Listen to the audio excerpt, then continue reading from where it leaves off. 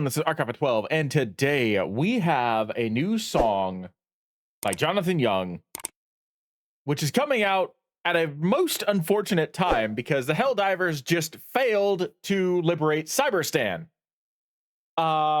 This is called, and I know that there are some individuals out there that take this with negative connotations, so understand that I recognize that the meme has been played a little too much. However, that is what Jonathan has chosen to call this song. So it is called Kill the Clankers. Yeah, we're just gonna leave it at that.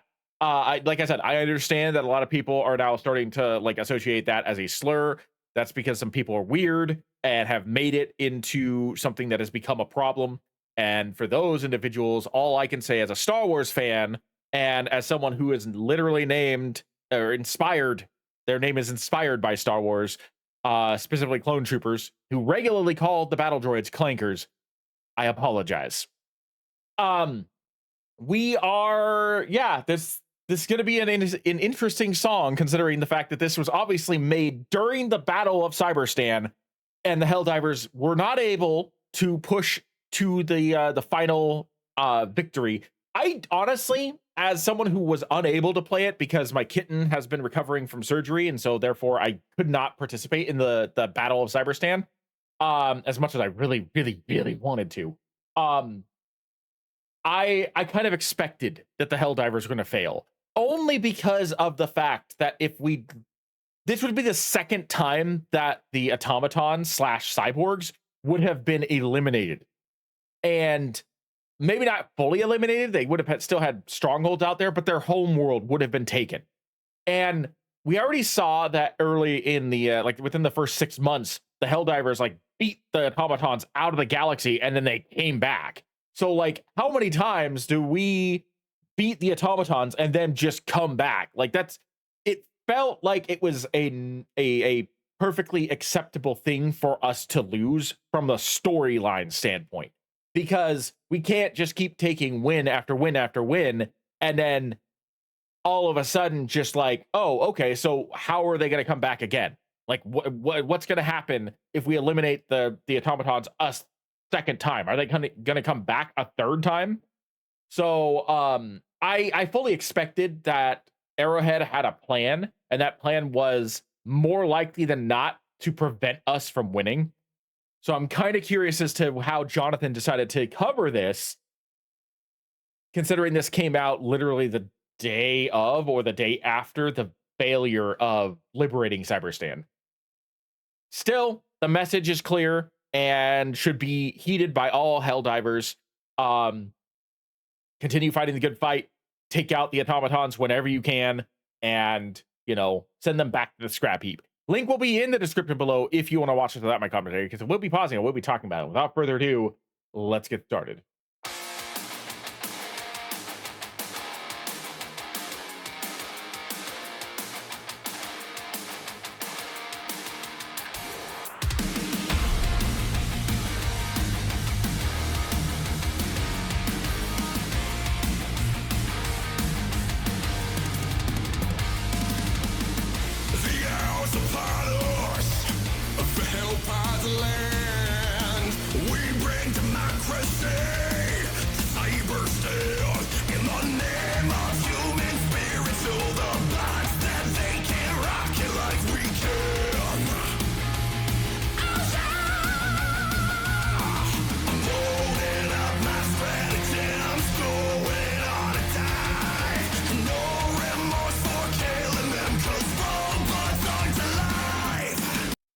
First of all, I love the video footage that's being used. Obviously, it's a mixture of like the trailers and actual live footage. The hammer, I have seen so many people do so many like stupid things with the hammer. I love it. I love the fact that they basically gave us a relatable gravity hammer for Helldivers. It is incredible. Or actually, no, it's not a relatable gravity hammer. It is Nora's hammer from Ruby. It just straight up explodes with the force of a grenade in someone's face. Maybe even a little bit more than that. But like, I love the fact that we basically have Nora Valkyrie's hammer from Ruby. The only thing it doesn't do is transform into a freaking grenade launcher. But we have a separate grenade launcher for that. So I suppose you could rock them. Maybe. I don't know if the hammer takes the spot of the heavy weapon. It might. That would make sense if it did. But regardless, I love the fact that we have an explosive hammer. That is very fun for me. So yeah, no, I like the fact that we are getting some of this hammer footage in amongst this. I like the cinematography that they've done for this. I'm sure a lot of this is coming from the trailers, like the Warbond trailer and whatnot. But regardless, it helps with the song and the way that Jonathan's structuring the song, which is definitely more pro propaganda. Let's take them out. Very much like what we've heard in the past with what Jonathan's done. This sounds like something you could hear from a heavy metal band in the Helldivers universe. And I think that's the reason why I like his Helldivers song so much, is because of the fact that this sounds like you would hear this going over like a headphone or like a portable Bluetooth speaker or whatever that a Helldiver would be listening to. And I would love to see like fan films putting some of Jonathan Young, just snippets of Jonathan Young music in there as, like, you know, listening to them on a radio or something. I think that would fit very, very well. These songs work very well in lore, in universe, as something that like has been crafted by a metal band that the Helldivers would listen to. So I love how this is sounding just like that. Like, I could imagine these that this was a song that the Helldivers were listening to over their headsets or in their ears or whatnot in the preparation room leading to the drop onto Cyberstan. It just sounds normal to me.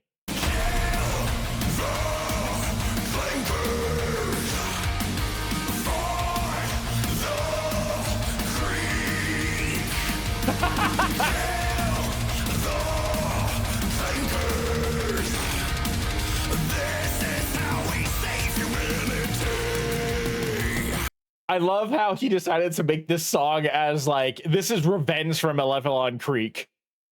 But at the same time, Malevelon Creek, because it was early on in the game, we lost 25 million Helldivers, I think, over the course of the creek. But in just the first 24 hours, we lost 31 million Helldivers on Cyberstan because so many more people are playing it now that it's on Xbox and whatnot. And that the restrictions have mostly been lifted on Steam.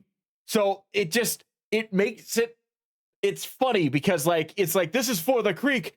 So many more people died so much more quickly on Cyberstan than they did on Malevelon Creek, but we're still hyping Malevelon Creek. I love it. As a fan of the lore of this game, I love the fact that Malevelon Creek is still up there, despite the fact that there have been multiple battles now that have lost more people.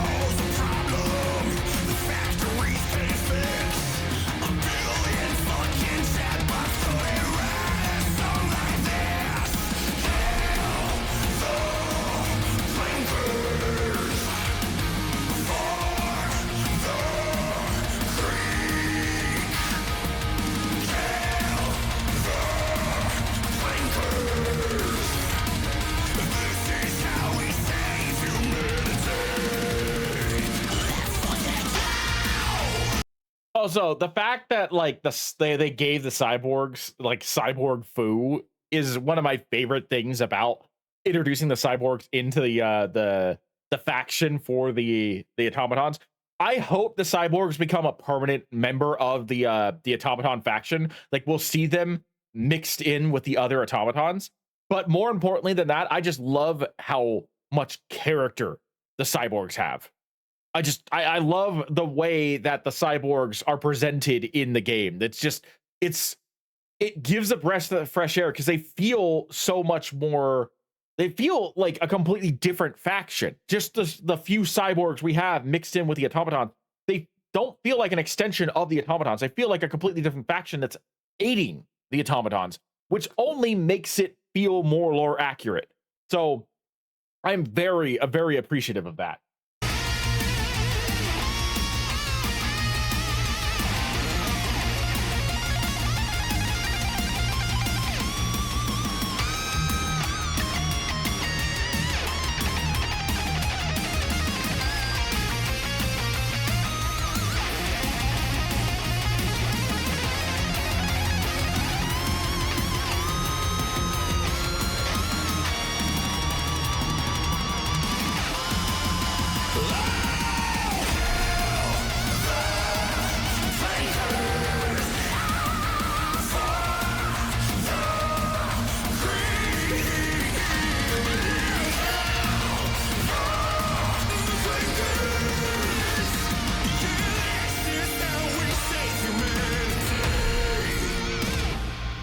Oh, that was so much fun. I love that so much.